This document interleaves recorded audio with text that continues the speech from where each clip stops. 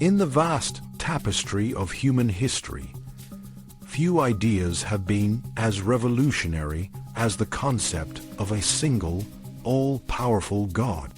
The ancient Israelites, through their struggles and triumphs, forged a unique understanding of this God that would profoundly influence the world.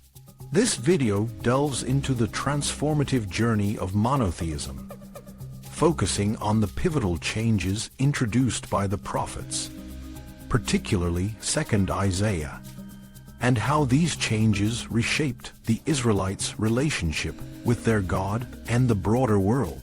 Imagine a world where the concept of one God, the only God, was not only unheard of, but also considered absurd. In the ancient Near East, polytheism was the norm. Each nation had its own pantheon of gods, each with specific roles and attributes. The Israelites, too, were not immune to this polytheistic world. They initially saw their God, Yahweh, as one among many, a powerful deity, but not the only one. However, this view began to change dramatically, especially during the Babylonian Exile, a period of profound crisis and transformation. The Babylonian Exile, which began in 586 BC, when the Babylonians destroyed the first temple in Jerusalem and took the Israelites into captivity, was a turning point. It forced the Israelites to confront their beliefs and their relationship with Yahweh. The destruction of their temple, the center of their religious and cultural life, was a devastating blow. It raised fundamental questions. If Yahweh was their protector, why had he allowed this to happen? Was he not powerful enough to save them? It was in this context that the prophet 2nd Isaiah emerged. His messages, recorded in the latter part of the book of Isaiah chapters 40 to 66, offered a radical reimagining of the Israelites' relationship with their God. 2nd Isaiah did not deny Yahweh's power. Instead, he emphasized the mystery and unknowability of God.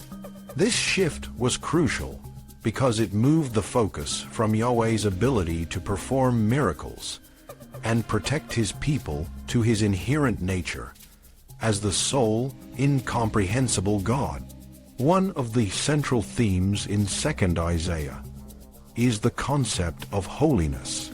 Holiness, according to 2nd Isaiah, is not defined by power or visible acts, but by the God's otherness. The Lord is holy because he is fundamentally different from humanity and the world. This idea is encapsulated in the phrase, Holy One of Israel, which appears frequently in 2nd Isaiah's writings. The Lord is not just another God among many. He is the only God, and his uniqueness is his greatest attribute. 2nd Isaiah's emphasis on the unknowability of God was a significant departure from earlier Israelite religious thought. The first covenant, as described in the Torah, was based on the clarity of the law and its requirements. The 10 Commandments and other laws provided a clear framework for the Israelites to follow, promising rewards for obedience and punishment for disobedience. However, 2nd Isaiah introduced a new covenant that was rooted in the mystery of God's personality and his unknowable intentions. This new understanding of God was a response to the profound crisis of the Babylonian exile.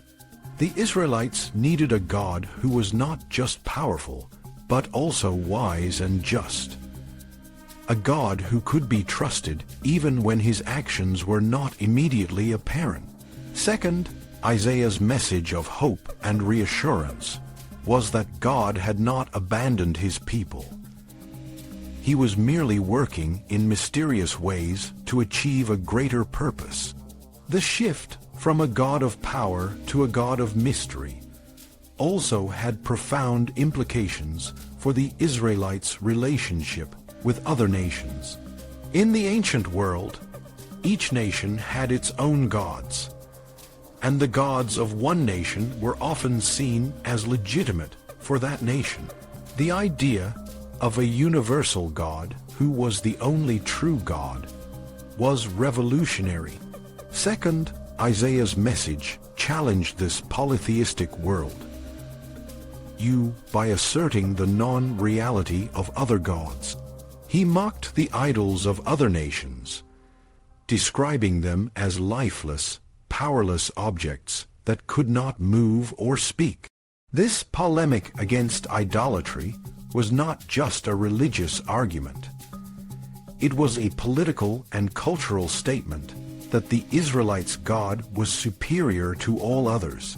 The idea of a universal God also had implications for the Israelites' role in the world.